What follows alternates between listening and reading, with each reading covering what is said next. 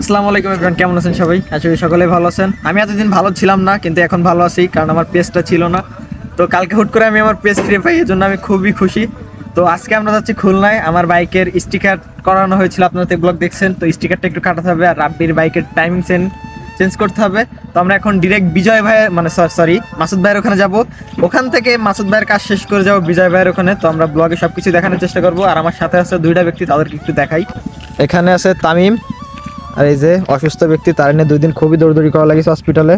আর এই বাইকের টাইমিং চেনটা চেঞ্জ করতে হবে।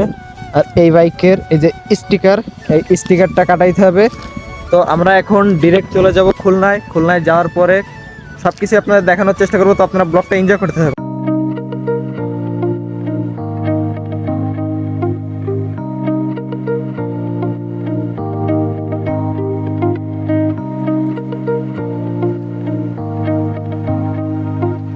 ফাইনালি গাইস, আমরা মাসুদ ভাইয়ের গ্যারেজ চলে আসি। এখন গাড়িটার টাইমিং চেঞ্জ করাবে, আর এটা ভাইয়ের সব। তো এখান থেকে আমরা গাড়ি কাজ শেষ করা, স্টিকারটা কাটা একমাত্র চলে যাবো। তো তখন আপনারা ভিডিওটা এনজয় করতে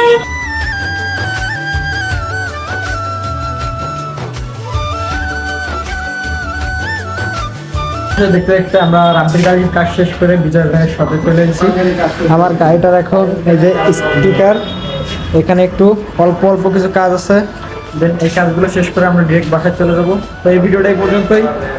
সবাই ভালোবাসা দিয়ে সাপোর্ট দিয়ে পাশে থাকবেন।